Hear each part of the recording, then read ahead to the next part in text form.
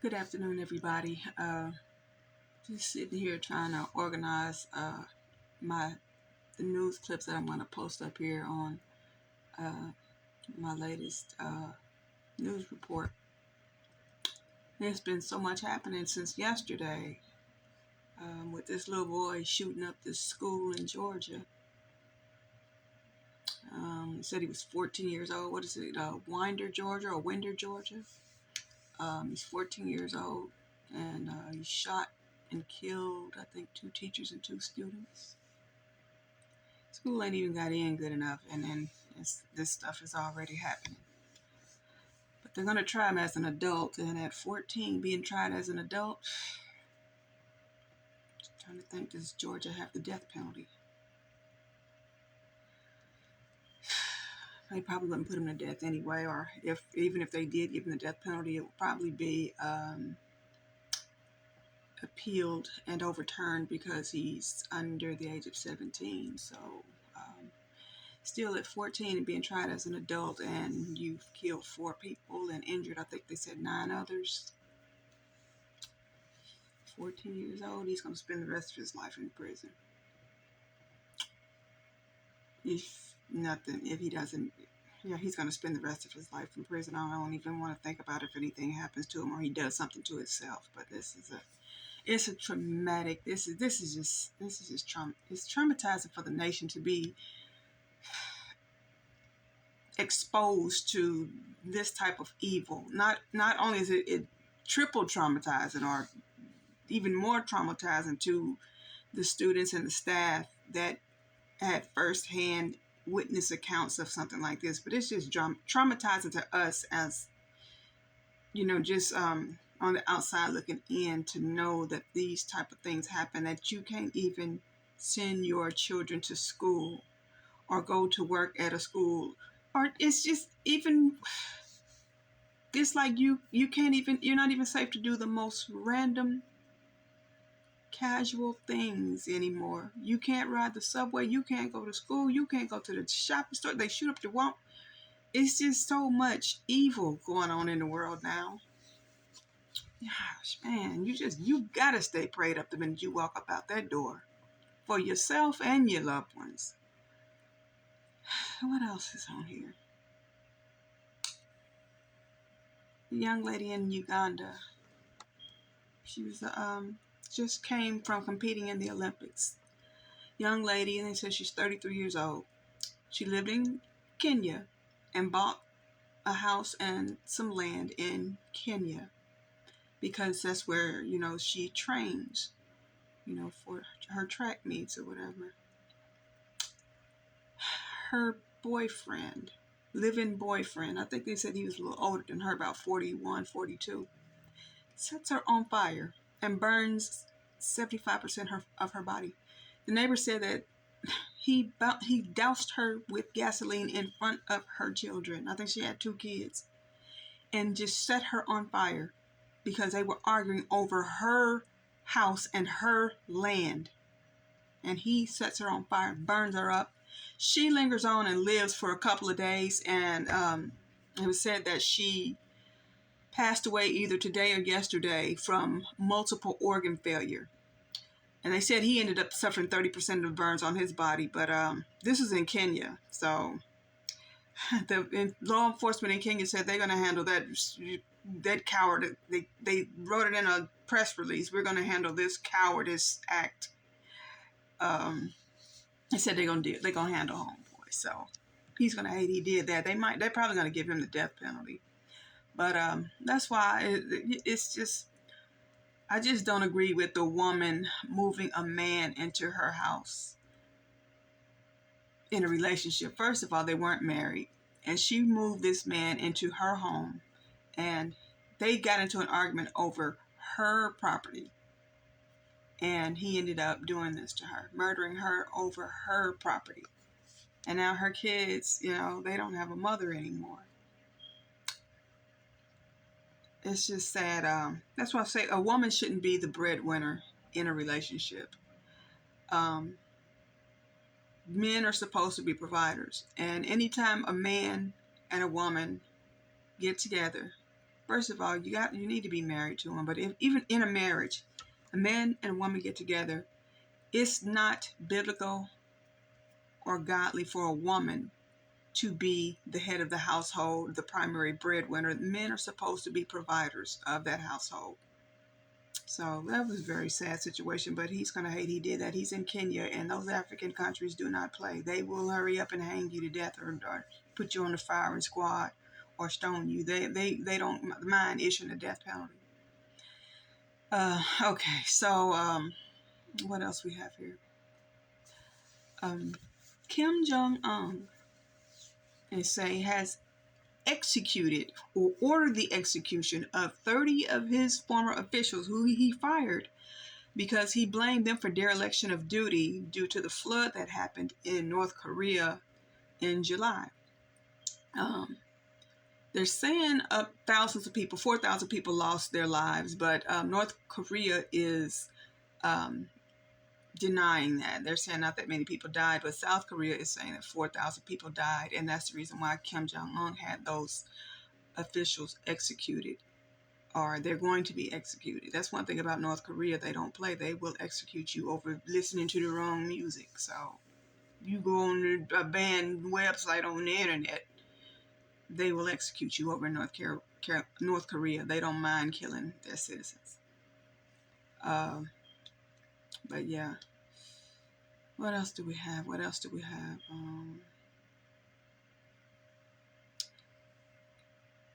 Merrick Garland at the Department of Justice, he has formally indicted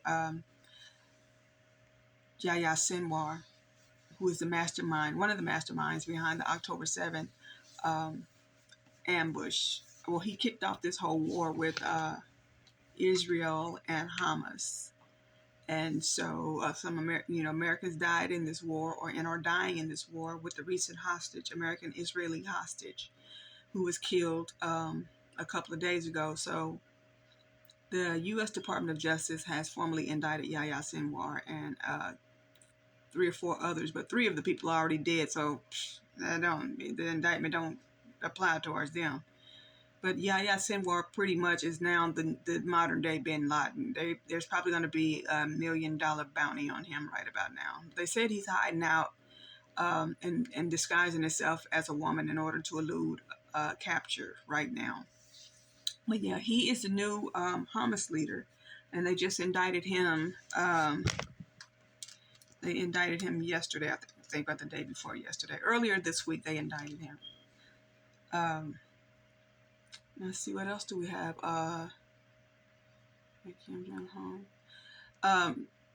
Haiti, the country of Haiti, is in such a state of emergency due to gangs. They have pretty much took over the government in Haiti. Gangs have took over the government in Haiti. Haiti is the government in Haiti has collapsed, even though they have a new prime minister. I think it's a prime minister that they call in Haiti. They have a new president or prime minister installed, and still it's in such a disarray down there that they have called a state of emergency on the entire country. And what's going to happen is some of Haiti's allies with stronger militaries are going to have to go in there and fight those gangs and run those gangs up out of there if they can. But that country is in such disarray right now that it's pretty much anarchy over in Haiti. But it doesn't surprise me because Haiti is a country that the main religions that they practice over there is Santeria and Voodoo. So it's a godless country, and so that's why it's in the condition that it's in. And Haiti has been in free fall now for a while, so it's finally being destroyed. It was destroyed by a major hurricane. I remember Port-au-Prince was just completely upended. It was completely just destroyed. The capital city, Port-au-Prince, when they had that big it was a hurricane, or was it an earthquake that they had down there a few years ago? But Haiti has been in bad shape for a while now. That's why they're trying to swim over here to the States and risking their lives trying to get away from Haiti. But yeah, that's Haiti. Let's see what else is going on. The Philippines is being hit with another storm, Storm Yagi, and it has damaged thousands of homes. The Philippines is getting tore up. They have been getting tore up in 2024. I mean, tore up. Let's see. They arrested a woman who was working for, they said she's been in the government for 14 years. Lord knows how much damage she's done. They arrested her for being a Chinese spy. Now, she worked in 2 government administrations. She was an official in 2 state governors' administrations. She was in Governor Andrew Cuomo's administration, and she was in Governor Kathy Hochul's administrations in New York. And she worked under them. Well, she worked under Cuomo the longest, but then after 15 months, she worked under Holcomb, and she discovered some things that she was doing, and she fired her. But now she's her and her husband. Her name is Linda Sun, and she is they handed down a 65-page indictment against her and her husband for being Chinese agents. So I posted the news story about that too. They got her on money laundering, failure to register as a foreign agent, wire fraud, bank fraud. They got her under a slew of charges. So I got the news story about that up there. Let's see what else. The country of Brazil has banned Twitter, X, Elon Musk's platform, social media platform. They have banned him in the country because he wouldn't give up personal information about his users or something. But I put that story up there too. But Twitter is no longer allowed to be used in Brazil. Also, France has arrested the CEO of Telegram because they said they're suspecting that he's allowing criminals to, communicate on Telegram, on his platform, and, conspire to commit crimes all over the world. So they arrested him. He's actually a Russian, and I guess he was traveling to France, and they arrested him while he was traveling in France. French authorities arrested him in Paris at the airport. But yeah, and also Mark Zuckerberg, the owner of Facebook/Meta and Instagram, said that the Biden administration ordered him or pressured him to suppress a lot of information about COVID on Facebook. They warned him, and they pressured him not to allow certain information about the COVID pandemic to be posted on Facebook. So, you think that's bad? Wait till Trump. If Trump wins the election, you think you ain't gonna be able to say anything over the internet. It's gonna be like the other dictator countries. You will be punished for the things that you say on the internet. Yeah, and that's where the world is headed to now. That's the direction that the world is headed to right now. There's certain things you're just not gonna be able to say. Let's see what else. Oh, and you know what? I've just really been. No. Before I talk about that, 2 rappers. There's been the death of 2 rappers in the past 2 weeks. The first one that happened today is the rapper Rich Homie Quan. He was discovered dead in his house at the age of 34. So they're waiting to see, just what happened. Did he OD, or did he just die in his sleep, or what was the circumstances surrounding his death? But he's only 34, lived in Atlanta, had 4 sons. And he's the second rapper to die within the last, week? Because Fat Man Scoop, who was a lot older, but he was still young. Fat Man Scoop was 53, and he just dropped dead on stage. Well, during a performance, he dropped dead. He died on stage, and they're still awaiting the autopsy results to see what caused his death. But that's the second rapper that has died, I think, within the past week. And they always say they come in threes, but that's strange. That's strange. But yeah, it's just a lot of weird happenings happening back to back, rapidly, just back to back, all kind of stuff happening. But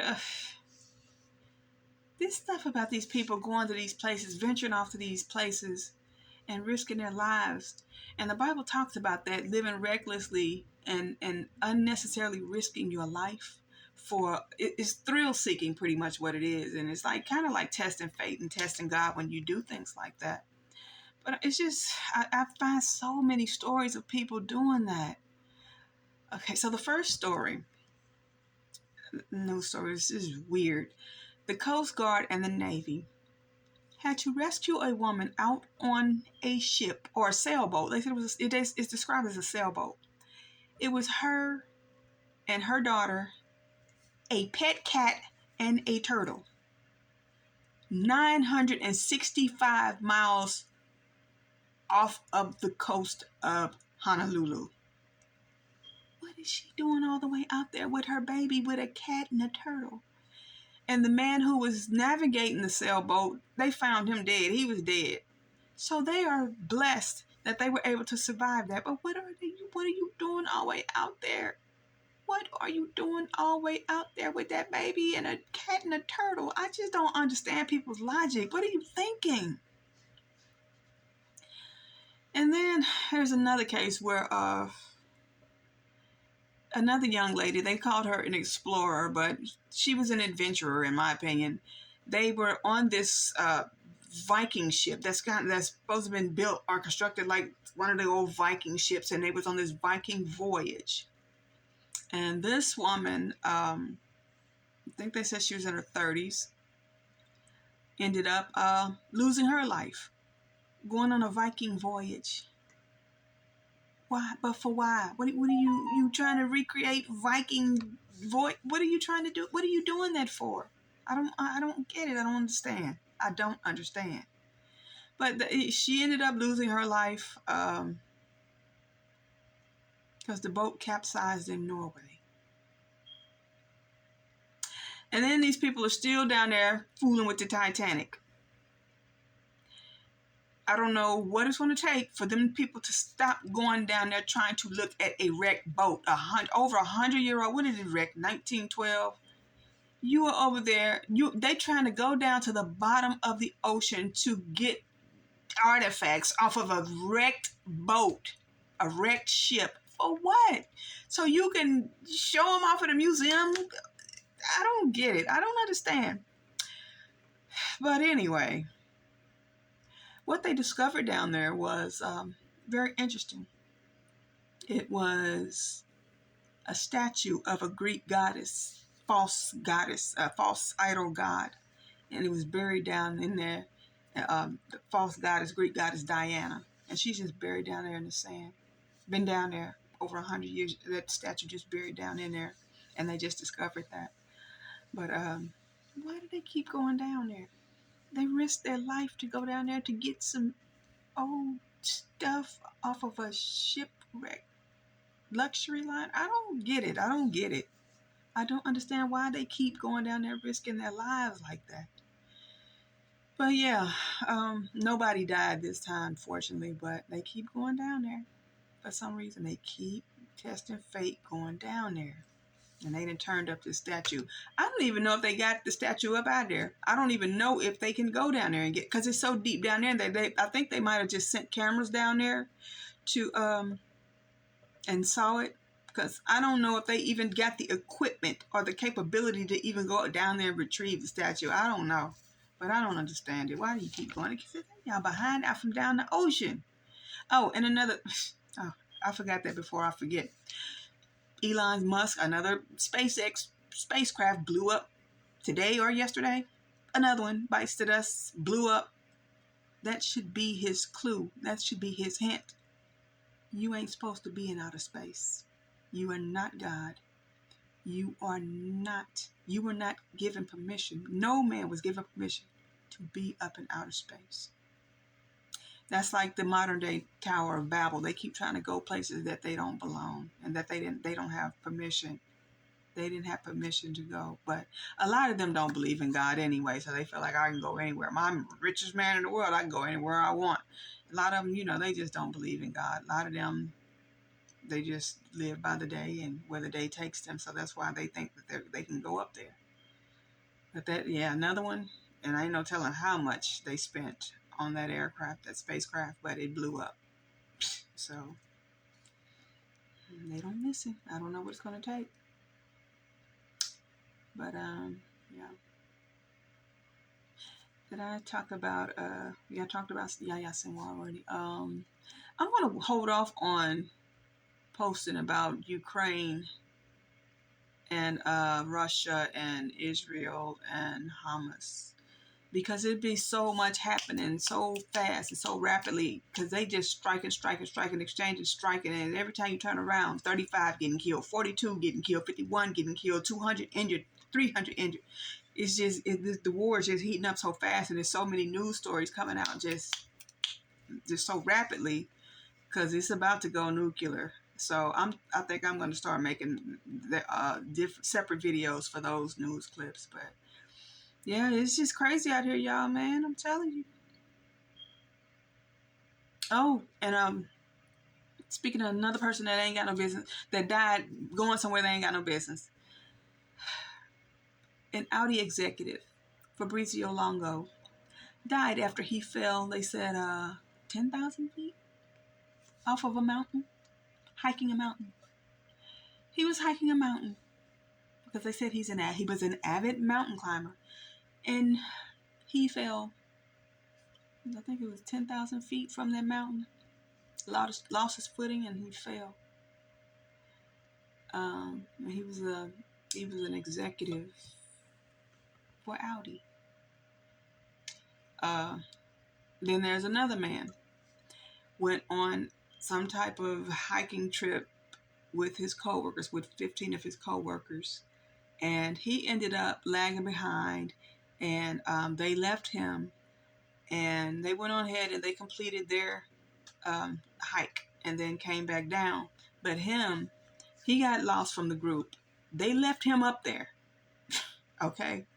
They ended up leaving him up there, and somehow or another he ended up getting lost, and he lost his cell phone service up there, and he had to end up staying up there overnight.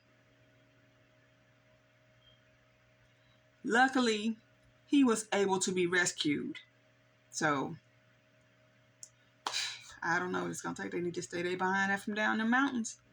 Stay your butts out of the sea and the oceans, taking little boats and stuff down.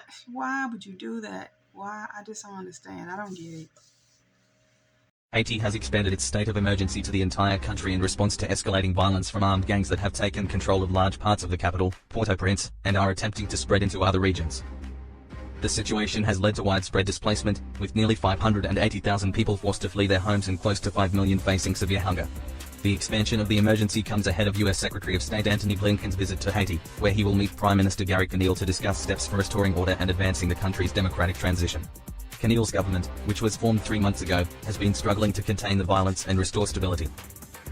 The violence has had severe consequences for the population, including widespread power outages after protesters attacked a power plant in Port-au-Prince, leaving over 1 million people without electricity. The US remains the largest supporter of the UN-backed security mission aimed at addressing the gang violence, with international support, including the recent arrival of 400 Kenyan police officers in June and July as part of a larger 2,500-strong UN-approved international force.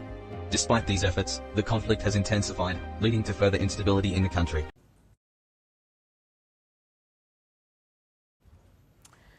Now to North Korea. Kim Jong-un continues to keep the Korean peninsula on the edge. He has ramped up missile and weapons testing. Kim wants to keep the threat of a nuclear conflict alive.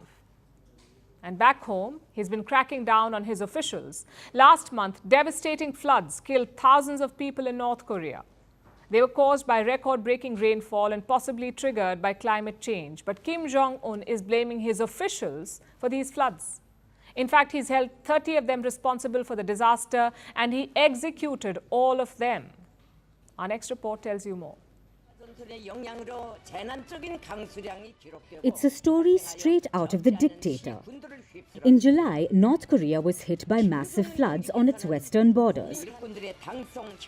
Record-breaking rainfall caused widespread devastation. Large swaths of farmlands, entire roads, railway lines, and over 4,000 homes were submerged, and thousands were killed. Kim Jong-un had personally inspected the flooded regions. And then the North Korean dictator held 30 officials responsible for the floods. A report from the South Korean media claims they were all executed last month. Public executions are not rare in North Korea. Last year, there were at least 100 of them. In other countries, capital punishment is reserved for only the most serious crimes. However, in North Korea, death sentences are handed down like parking tickets. In 2022, a 22-year-old was executed. What was his crime? His love for South Korean entertainment. He was caught distributing South Korean film and music. They are banned in North Korea. Pyongyang labels it as reactionary ideology and culture. So what else falls under the same category? Brides wearing white dresses, grooms carrying the bride, wearing sunglasses, drinking alcohol from wine glasses. All these practices are fairly common in South Korean culture, but in the north, they can get you killed. Fashion trends like skinny jeans, certain hairstyles, even dyed or long hair are punishable by death in North Korea. The death penalty is a tool for Kim and his family to enforce loyalty to the regime. Fear is used to strengthen Kim's grip on North Korea. Last year, 9 people were executed. They were caught smuggling beef. The regime decided to make an example out of them. The execution was carried out in public, and 25,000 locals were forced to witness it in person. The regime made it mandatory for the locals to attend. They typically shut down factories, farms, and marketplaces for executions. Residents living near the site of the execution who are between the ages of 17 and 60 and can walk are ordered to come for the execution.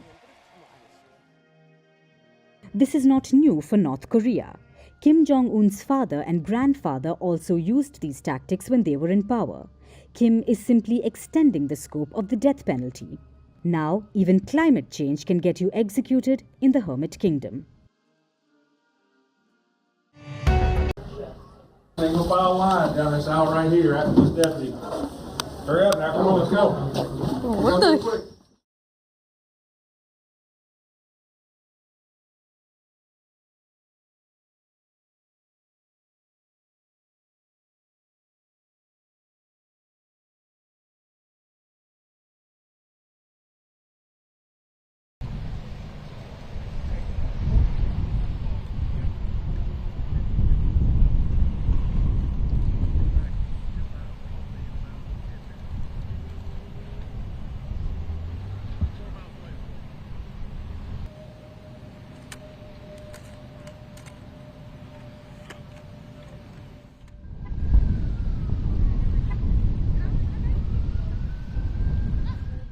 Like the moment that it happened, he was at the door, and I knew they were looking for him already, but he was at the door and they almost let him in until they backed up, and then he turned away, and that's when you hear like the first rounds of fire.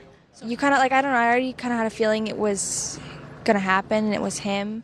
Just because when you think of like shooters and how they act or things that they do, it's usually the quiet kid, or like that's what stereotype for it to be, and he was the one that fit that description in our class. Within minutes, law enforcement was on scene, as well as 2 school resource officers assigned here to the school who immediately encountered the subject within just minutes of this report going out. Once they encountered the subject immediately surrendered to these officers, and he was taken into custody. He will be charged with murder, and he will be tried as an adult and handled as an adult. I do, however, want to identify the victims of this incident today, those that lost their life in this tragic event. Mason Sherma Horn, age 14, who is a student here at the school. Christian Angelo, who is 14, also a student here at the school. Richard Aspinwall, not sure of his age, but he was a teacher here at the school. And Christina Irmery, I'm sorry for my pronunciation, who was also a teacher here at the school.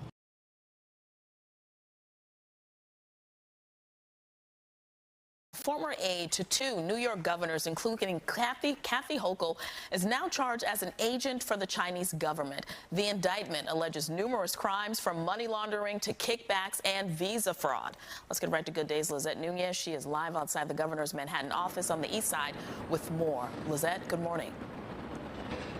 Good morning, Tashani. Well, prosecutors allege that Linda Sun used her position to help the Chinese government, at the same time also receiving millions of dollars worth of kickbacks. Now, Governor Hochul did confirm that Linda Sun worked in her office for about 15 months, but did not say why she was fired. The governor said she was just not at liberty to share those details, but she said that information will be coming out soon during court proceedings. Linda Sun, a former aide to Governor Kathy Hochul and former Governor Andrew Cuomo, has been charged with acting as an agent for the Chinese government.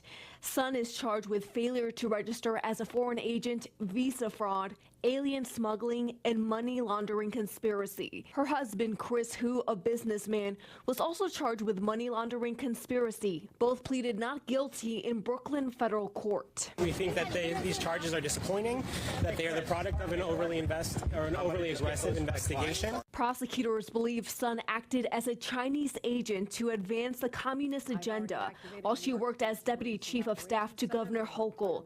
Investigators accuse Sun of blocking Taiwanese officials from having access to the governor's office. Her husband is accused of facilitating the transfer of millions of dollars of kickbacks and laundering the money through bank accounts opened under a relative's name.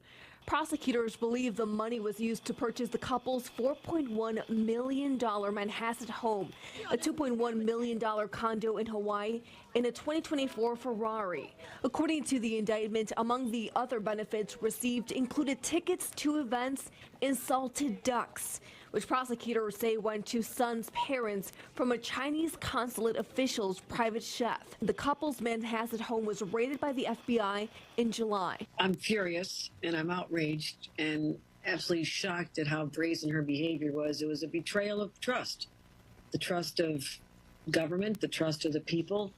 And I'll tell you this, the second we discovered some levels of misconduct, we fired her. We alerted the authorities. Sun is also accused of forging Governor Cuomo's signature. Investigators believe Sun also influenced the governor's office to publicly praise Chinese officials for sending ventilators to New York during the COVID-19 pandemic. The archive post found on X where Cuomo thanked the Chinese government. Sun and Hu did not address reporters. A lot of the allegations in this indictment are frankly perplexing, overly inflammatory. As you heard in court today, we're looking forward to our day in court. The defendants are exercising their right to a speedy trial as soon as they can. We have a lot of confidence in Chris and in Linda. Sun and her husband posted bail and they were shortly released. Now, Sun is not allowed to have any contact with the Chinese consulate. The two will be back in court on September 25th. That's Liz here from the east side. Dan, back over to you.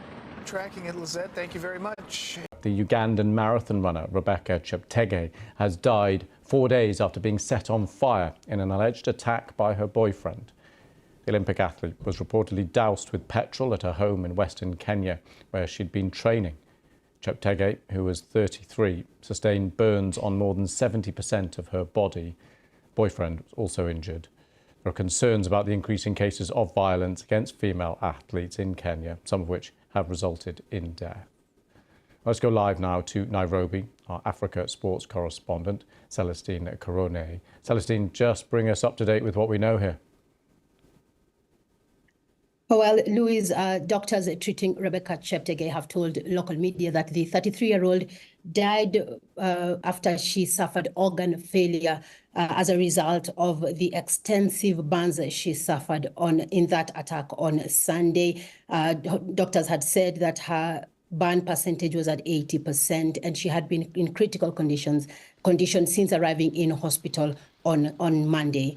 The authorities in northwest Kenya, where Cheptegei lived and trained, said that she was attacked on Sunday when she came back from church with her 2 children, and her alleged assailant, who the family said, and the family told the media, is an ex-boyfriend, who also suffered extensive injuries. He continues to be in hospital in the intensive care unit. Doctors said that he suffered 30% burns.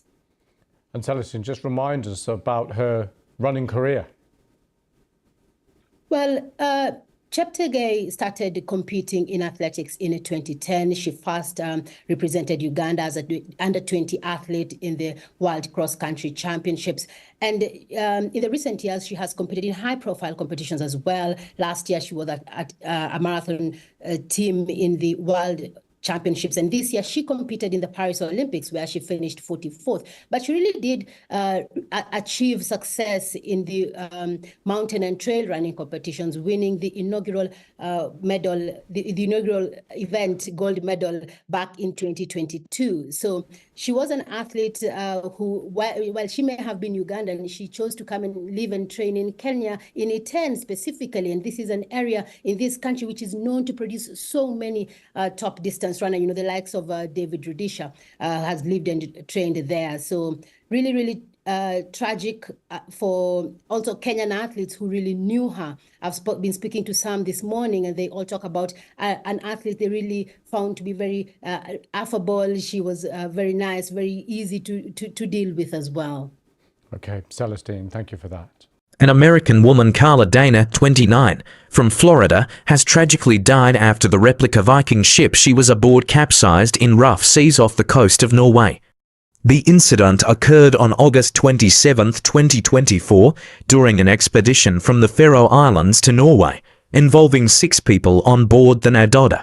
The vessel encountered severe weather conditions, prompting a mayday alert. While 5 passengers managed to escape to an inflatable life raft and were later rescued by helicopter, the woman's body was recovered the following morning near the site of the sinking. Next to South America, an X, formerly known as Twitter, has been banned in Brazil. The ruling came after the platform missed a deadline to name a new legal representative there. A Supreme Court judge ordered the immediate and complete suspension of the social media platform until it complies with all court orders and pays existing fines. X removed its legal representative from Brazil, claiming the judge had threatened her with arrest. Elon Musk says free speech is the bedrock of democracy, and an unelected pseudo-judge in Brazil is destroying it for political purposes. Technology columnist for The Washington Post, Taylor Lorenz, explains how this ruling came about. This has been a months-long battle. It basically stems from Elon refusing to take down content related to Brazil's attempted insurrection back in 2022. And then he was ordered to, have a lawyer. You have to, under Brazilian law, have a legal representative in the country. He was given 24 hours to appoint a legal representative in the country, or the platform would be banned. He refused to do that. So he's kind of had this sort of a showdown. He could have prevented this ban, and he chose not to. And of course, a lot of us know X. We use X as well. How significant is this decision for the social media platform?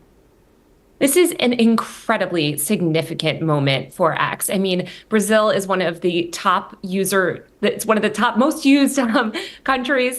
We've got 21.5 million monthly users in Brazil alone.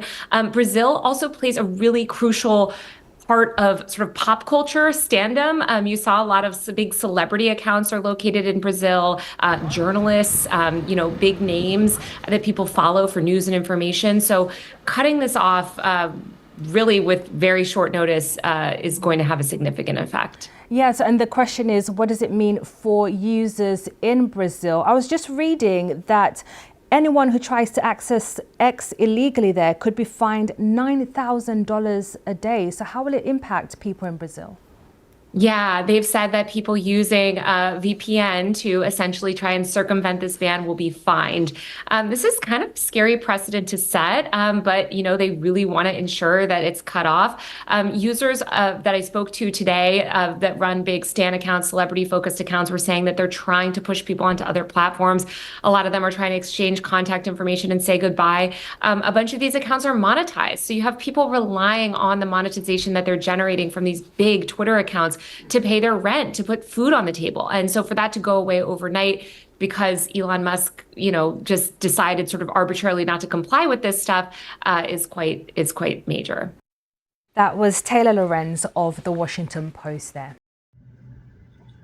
Hey, good afternoon, y'all.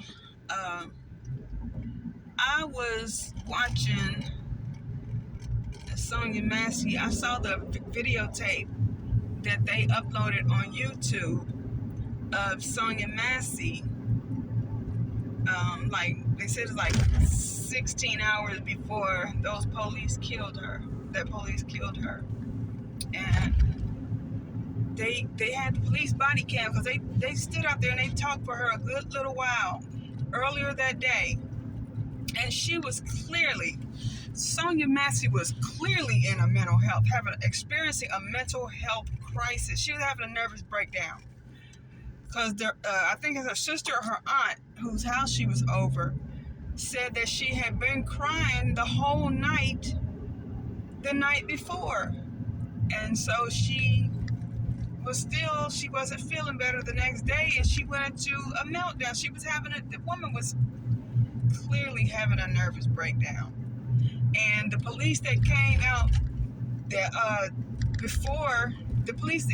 earlier, they were better trained to deal with what she was going through. Because, they went and they talked to her family members, and they talked to Sonya herself. And Sonya was pretty coherent. She was sober and everything because the mental health people asked her what year it was, who was the president, what city she was in. She knew how to answer all those questions, so she was very coherent. But she was just having a crisis because she told the police that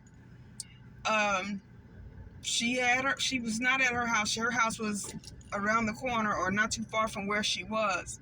And she told the police that all of her utilities were off. She didn't have no water, she didn't have no lights, she didn't have no gas. But she had lights and stuff on when the police came to her house. So I didn't understand that. She had lights and stuff on when they came to her house. But she told them earlier that her utilities weren't on. But whatever the situation was, I don't know. And also, they told the police officers that Sonya Massey had lupus and kidney disease. So she was experiencing some illnesses. So this is a situation where this young lady, because I think she's only 36, they said that she was, she was having issues with her kids, her family and stuff. But she was just going through it too. Like I said about the boy that shot up the school. I said, man, y'all don't realize them people, when people are going through back-to-back trauma like that, sometimes the mind could only, their minds could only take so much. And if you see the video, it shows Sonya the whole time that she was talking to those police earlier that day. She had that Bible in her hand the whole time. She had her Bible and some paper, like some paperwork, hospital paperwork or something. But that lady was going through a hard time. She was having a hard time in life. That's what I think. She was just probably suffered a lot of setbacks and, going through a lot of things with her family and stuff. And then she's having health issues and financial issues on top of that. And she just, she had a meltdown. She had a nervous breakdown. But those officers that came later on that night, they didn't know how to deal with treating a person that was experiencing a mental health issue. So, same as with the boy that did that at the school, Colin Gray. The people at his school were not qualified to help him deal with the situation that he was dealing with. I think sometimes, people be in those positions and they just there to collect a check and they just ignore people, and they really don't have no compassion about the next person. And that's just something that they do. It's just a job to them. They don't understand the human condition sometimes. And a lot of times, though, they suffer, the people suffer burnout, too. I understand that, too. You can suffer burnout because I've worked with at-risk populations, and you really do. You suffer from burnout. But it's just, she was going through a lot, and it was obvious she was going through a lot. She wasn't disoriented. It was just, she was all over the place. Sonya Massey was. She's all over the place. And she's just like, it's just like, she just didn't know how to help herself. And she kept pleading with the police to help her because she didn't know how to help herself. That's what I think it really was. But it's sad. Like I said, my heart goes out to people, that sometimes you just don't know. She just didn't know what to do. And her family didn't know how to help her. So, but that cop that killed her, he didn't care. He didn't have any compassion about her. He knew, you could obviously tell that she was going through a mental health issue or a mental health crisis. That cop, that Sean Grayson that killed her, he just didn't care. She was more or less annoying him than anything, and he really didn't want to be on the call, and he was mad that he just didn't have the patience to deal with what Sonya Massey was going through. So it's too bad that he had to be the person to go out on that call instead of the other two. They probably had a shift change, and the other cops that was treating her or that answered her call earlier, they probably had got off. And so they sent those two there, and they didn't know how to deal with Sonya Massey's issue that she was, having at the time. It's sad. It's very sad. But she had that Bible. She had the Bible the whole time. And I just wish maybe she could have went to a pastor or went to a church or something. And I know they say you can't pray mental illness away or whatever. That's true. But she was on medication. She was on medication. So, I don't know. It's a very unfortunate incident. And just like this Colin Gray, this little boy, he had a lot that he was dealing with. He was being bullied. He had came from a broken family. They had been put out of their house. He was going through a lot. That little boy was going through a lot. And his mama and his daddy was going through their own issues and couldn't help him. So that's what, a lot of times we don't really understand the backstory until we get all the information. Because we think, that person is evil, that person is crazy, that person is this and this and that. You don't really know that backstory behind what those people are going through. So, it's really sad, man. But it was really sad, the Sonya Massey video where they showed her. She was in severe distress. And I'm going to post a video up here on my page so y'all can see it if y'all haven't seen it. But it is so sad. She really needed help. And they didn't know how to help her. And it says that Donald Trump has finally admitted to losing the 2020 elections. That's about what, how many lives lost too late? Is what, 4 years too late? And how many lives that could have been saved had he admitted that before the insurrection? So yeah, that's very unfortunate. But a lot of people were traumatized from that January 6th when they stormed the Capitol building. There was a lot of police, they said, committed suicide. They said like 5 or 6 police committed suicide because they were so traumatized after that insurrection experience. They killed a policeman during the insurrection. And then I think one of a Trump supporter who tried to bust a window and get into the Capitol building, the police ended up shooting her. So it was a number of lives lost. A lot of people lost their freedom, lost their careers. A lot of traumatic events happened just because he didn't want to concede the election back then. So,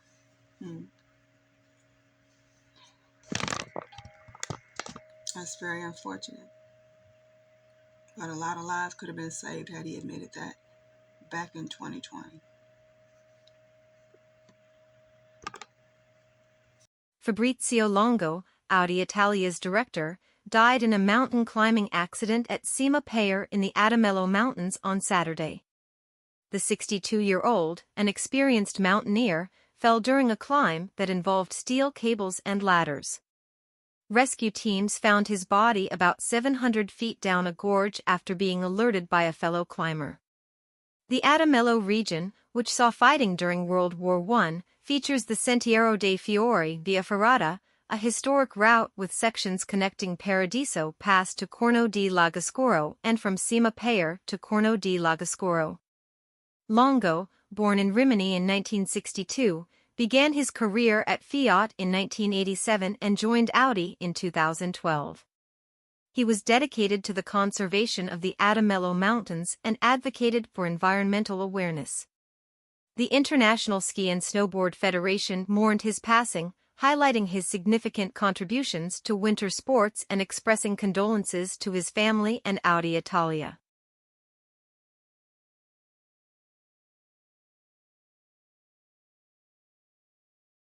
Welcome to SU News Channel.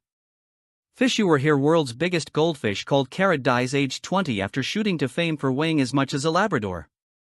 Carrot shot to fame after being pulled from a lake at an enormous 67 pounds, 30 kilograms, making her a top target for anglers and too enormous for a normal fishbowl.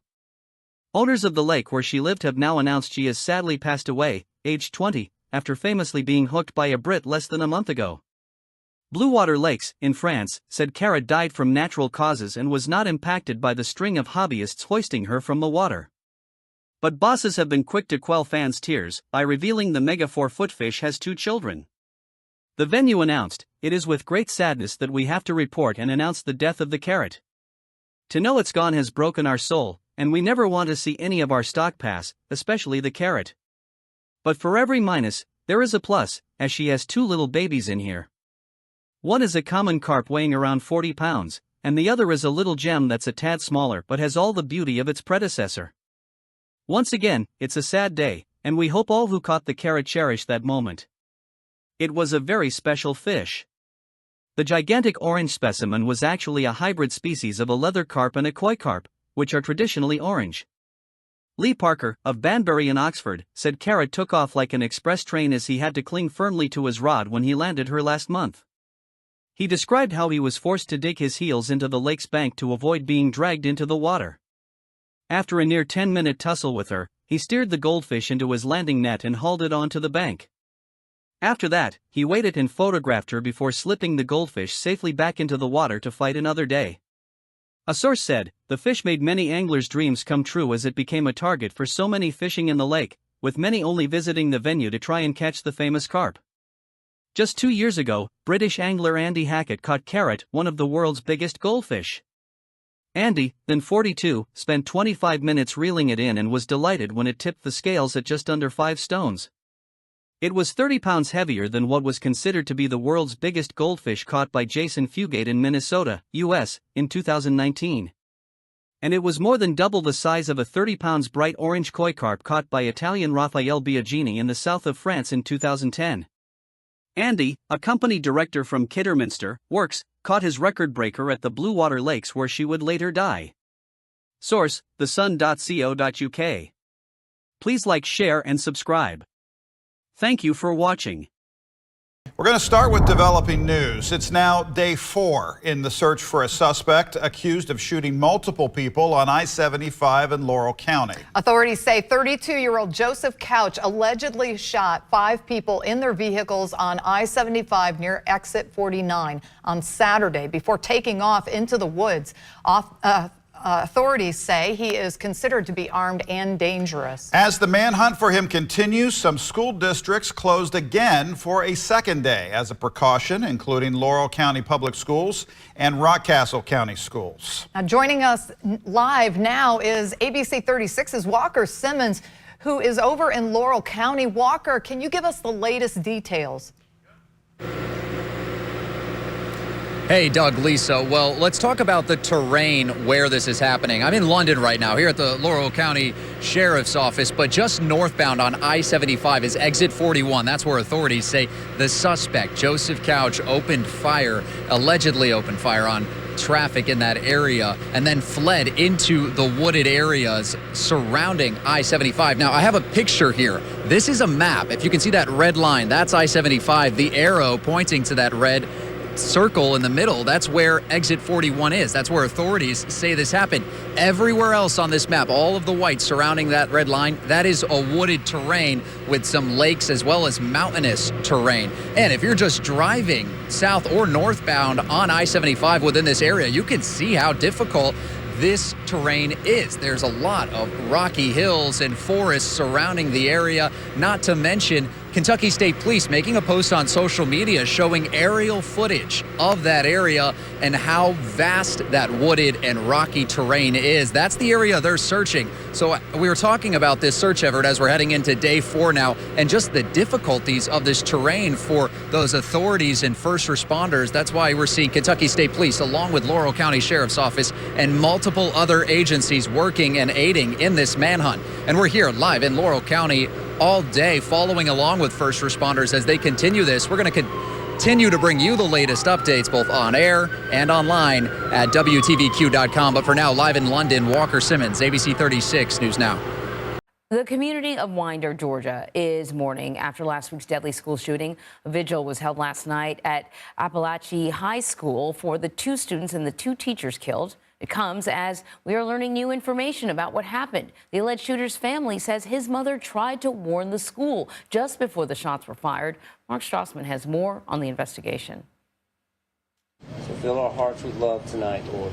This northern Georgia community still huddles together, mourning the deaths of 2 students and 2 teachers killed last week by 14-year-old student Colt Gray. CBS News has learned the suspect's aunt says the teen's mother called the school a half hour before the shooting. She warned staff of an extreme emergency involving her son and urged a school counselor to immediately find him and check on him. Marcy got a text on the phone from Colt saying, "I'm sorry, Mother." And then we heard on the news of the shooting. We spoke to the alleged gunman's maternal grandfather. He pulled the triggers. He killed people, and he's my grandson, and it breaks my damn heart. He says his wife, the teen's grandmother, also visited the school the day before the massacre. She wanted to discuss the suspect's alleged behavioral issues. The 14-year-old has been charged as an adult and faces 4 counts of felony murder. His father is also charged for giving his son access to the AR-style rifle used in the shooting. Both Gray's father and son have not entered a plea. Shayna Jones's daughter is a senior at Appalachian High School. As a parent, we can't do much because we weren't there. We weren't in their shoes.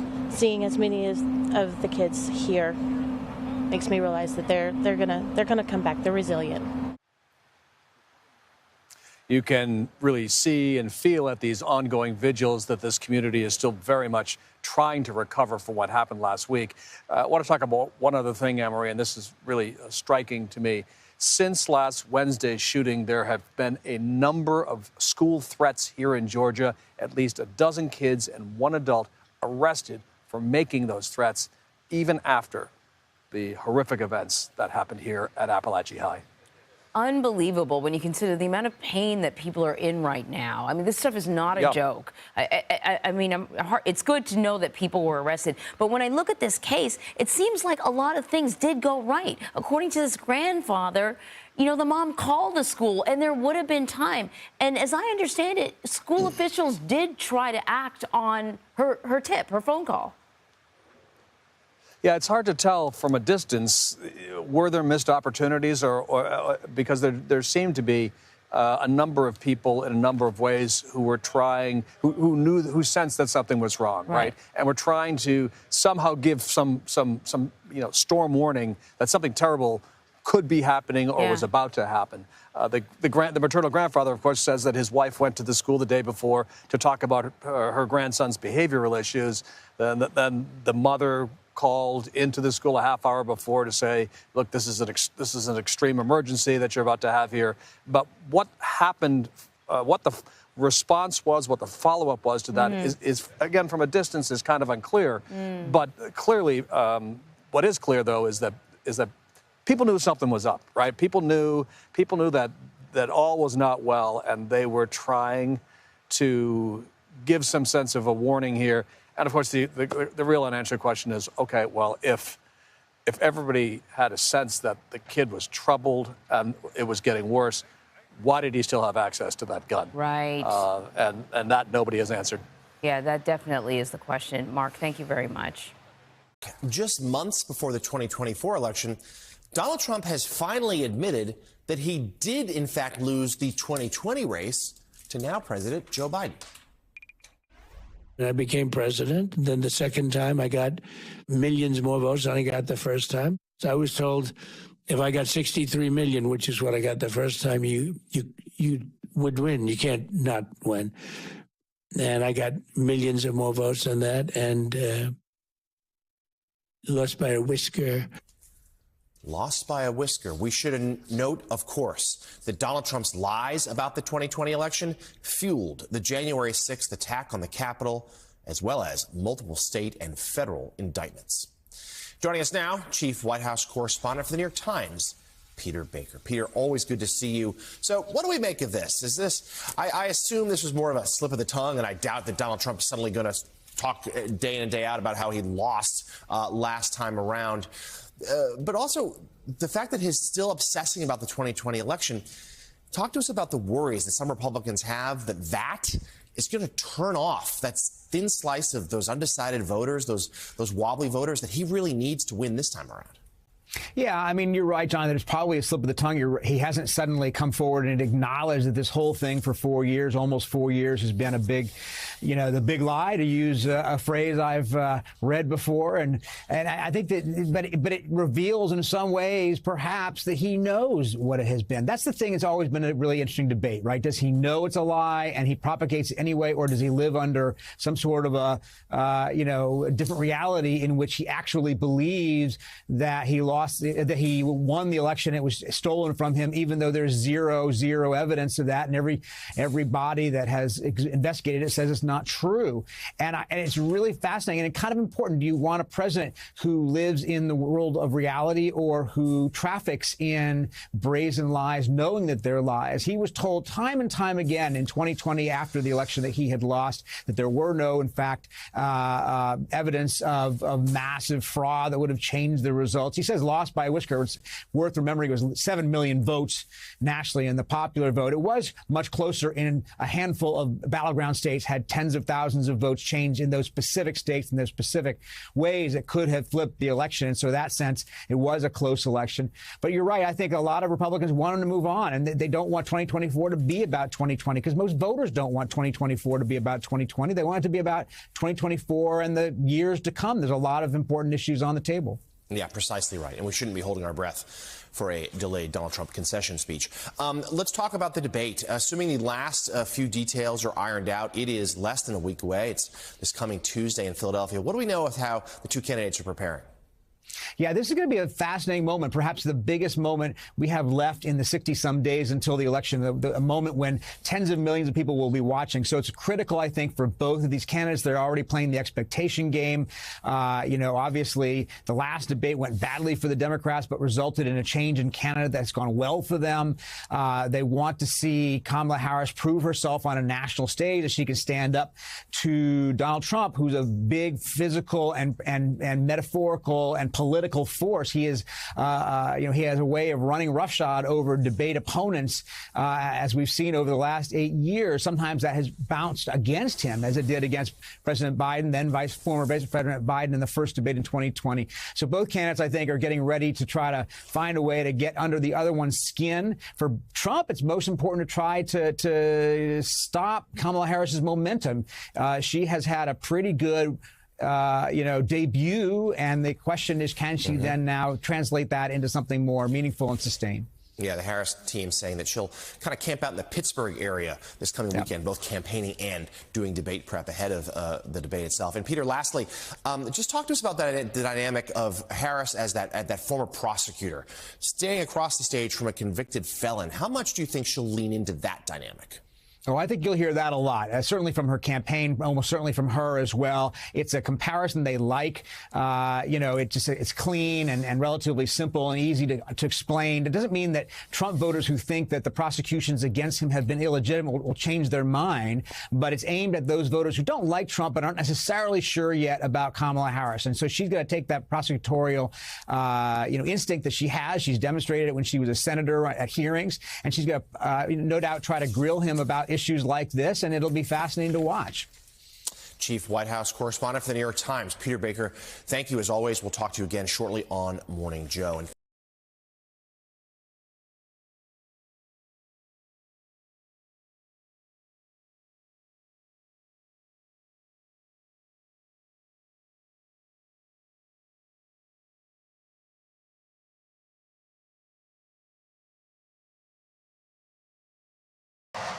New at 10, a woman and her 7-year-old daughter are safe tonight after they were stranded on their sailboat. The woman first made the distress call on Saturday when they were more than 900 miles east of Honolulu, right in the path of Hurricane Gilma.